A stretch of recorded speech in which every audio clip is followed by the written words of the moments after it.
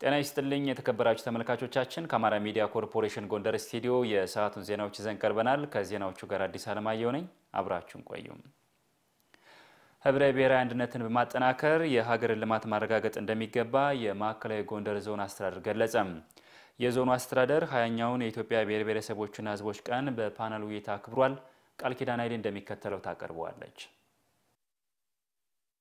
ኢትዮጵያ የብሔር ብሔረሰቦችና ህዝቦች ሀገር ናት። ይህንን ተከትሎ በየዓመቱ በህዳር ወር መጨረሻ የብሔር ብሔረሰቦችና ህዝቦች ቀን በልዩ ልዩ ሁኔታዎች ይከበራል። የማዕከላዊ ጎንደር ዞን አስተዳደር 20ኛውን የኢትዮጵያ ብሔር ብሔረሰቦችና ህዝቦች ቀንም በውይይት አስቧል። የዞኑ ምክትል አስተዳዳሪ አላምራው አበራ ዕለቱን በማክበር ሂደት የብሔር ብሔረሰቦችና ህዝቦች እኩልነት ማረጋገጥ ብሎም የዲሞክራሲያዊ ስርዓትን ጽንሰ ሀሳብን ማስረጽ እንደሚገባ ገልጸዋል። ሀገራችን እንደሚታወቀው በርካታ ብሔር ብሔረሰቦች ያለባት ሀገር ናት። እነዚህ ብሔር ብሔረሰቦች ደግሞ ተቻችለው ተከባብረው አንድነታቸው ተከብሮ እና በዲሞክራሲያዊ መንገድ መኖር አለባቸውና በየጊዜው ይሄን እያስገነዘበ እያስረዳ የመቻቻል ደረጃቸውን እያጠናከረ መሄድ ፍላጎት ነው ያለው። በየጊዜው በየዓመቱ የተለያዩ ኩነቶችን በማዘጋጀት በዓሉን ማክበር ሰው እንደዚህ አይነት ጉዳዮችን በንድፈ ሐሳብ ደረጃ መረጃ እንዲኖረው እውቀት እንዲኖረው በድግግሞሽ እንዲረዳው ያስችላል።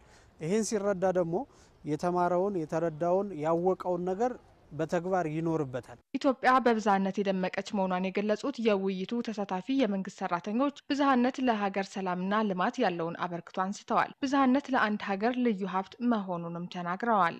ሰዋልን ሩሲያን ባላለኝ ኢትዮጵያ ሀገራችን ብዙ ብሔር ብሔረሰቦች ያሏት እንደመሆኑ እነዚህም ቢሆን ተዋደው ተፋቅረው አንድነታቸውን ጠብቀው በተለያዩ የልማትን መሰል ተግባራትን ያው ያከናውኑ ይገኛሉና ይሄ ትልቅ ሀብት ነው። ለዚህ ብቻ ሳይሆን ለቱሪዝም መሰል አጠቃላይ ጋር በተያያዘ የብሔር ብሔረሰቦች ራሱ የቻለ ሀብትና ምንጭ ስለሆነ ለሀገራችን በጣም አስፈላጊና ወሳኝ ነው። ወይንሸት አያሌው ባላለው ኢትዮጵያ የዲሞክራሲ ስርዓት ግንባታ አንዱ የህዝባችን አንድነት ማሳያ ነው።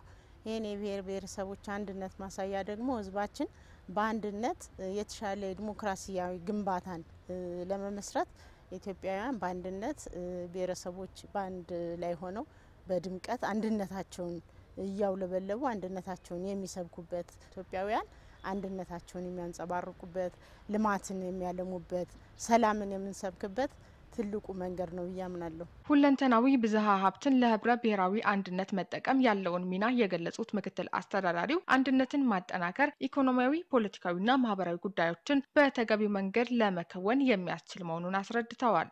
አንድ ላይ አንድ ከሆን ደግሞ እንደመራለን። ስንደመር የኔም የሱም ያንቺም የሁላችን አቅም ወደ አንድ ይመጣል።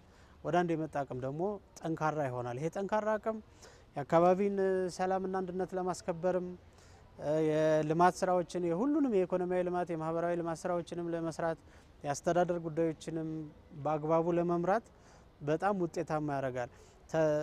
በአንድ ላይ ሆኖ ነው ሰው የሚፈልገውን ውጤት ማምጣት የሚችለው። በብዝሃነት ውስጥ የሀሳብ የፍላጎትና መሰል ልዩነቶች ቢኖሩም በመመካከርና በውይይት አብሮነትን መገንባት ተገቢ መሆኑም በውይይቱ ተጠቁሟል። የጎንደር ከተማ አስተዳደር ፖሊስ መምሪያ የላቀ ውጤት ላስመዘገቡ የፖሊስ አባላት እውቅና ሰጠም። የተሰጣቸው እውቅና ሙያ ኃላፊነታቸውን በሚገባ ለመወጣት መነሳሳት የሚፈጥር መሆኑን የፖሊስ አባላቱ አሳውቀዋል። ደስታ ካሳ ተጨማሪ ዘገባ ይዟል።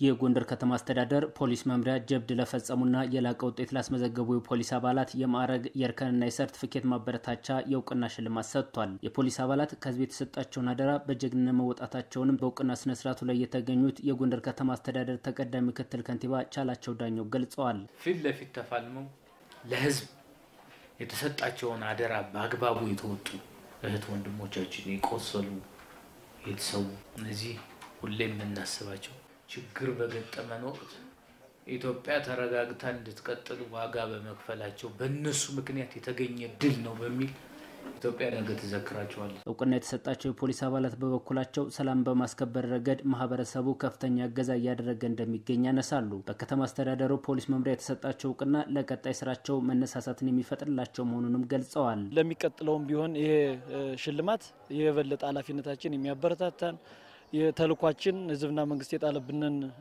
ኃላፊነት በብቃት እንድንወጣ ሌላ ስሜት ጨምሮ በተለይ አሁን ፖሊስ ባለበት አቋም ወንጀልን አጣርቶ ለፍትህ ለማቅረብ እጅግ የሚጠቅመን የሚያተጋን ሽልማት ነው ያስባል። ለቀጣይ ለምንሰራቸው ስራዎች የሚያጠነክርና የሚያበረታታ መሆኑን እየገለጽኩኝ አሁን ከተማችን ያለበት ጥሩ አንጻራዊ ሰላም ያለበት አጋዦችም እየተያዙ ለፍትህ እየቀረቡ ማህበረሰቡም ከጎናቸው ሆኖ ስራዎችን እየሰራን ያለንበት ሁኔታ ነው ያለ። ለቀጣይ ስራችን በጥሩ ሁኔታ መወጣት ይኖርብናል ማለት ፈልጋለሁ። ሰላም እንዲሰፍን እየተጋ የሚገኘውን የፖሊስ አባል ማበረታታት እንደሚገባ ያነሱት የጎንደር ከተማ አስተዳደር ፖሊስ መምሪያ አዛዥ ኮማንደር አንተነህ ቴዎድሮስ የህግ የበላይነትን ለማረጋገጥ በትጋት መስራት የቀጣይ ትኩረታችን ሊሆን ይገባል ብለዋል። አሁን የጀመርነውን የሪፎርም ስራችን ሁሉም የተቋሙ አመራርና አባላት ከመቼም ጊዜ በበላይ ግንባር ቀደም በመሆን የህግ የበላይነትን ለማረጋገጥ መስራት ይጠበቅብናል።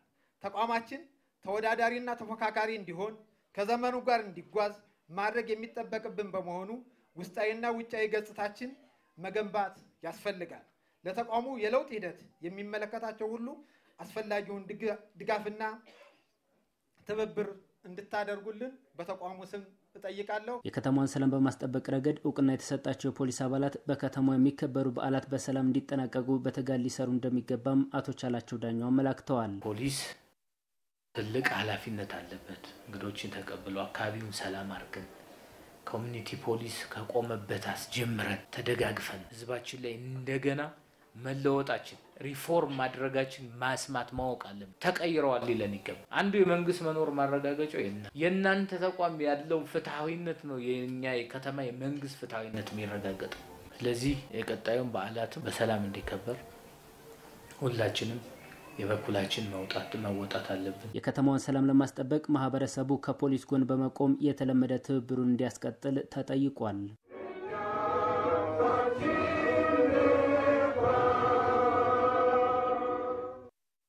የኢትዮጵያ መድኃኒት አቅራቢ አገልግሎት ጎንደር ቅርንጫፍ ቀጣይነት ባለው መልኩ መድኃኒት ለማሰራጨት ከአጋር ድርጅቶች ጋር በመተባበር እየሰራ መሆኑን አስታወቀም።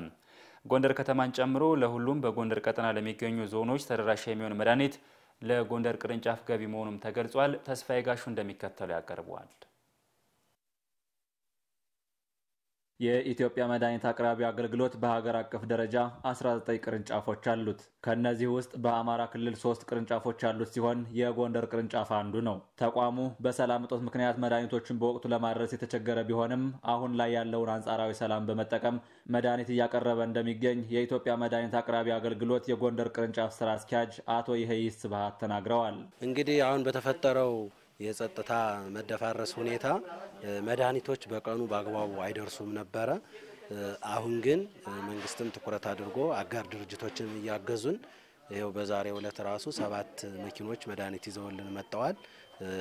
አጋር ድርጅቶች አግዘው የኤምኤስኤች የሚባል ድርጅት አለ። በእነሱ አማካኝነት እንግዲህ 7 መኪናዎች መጥተዋል ማለት ነው።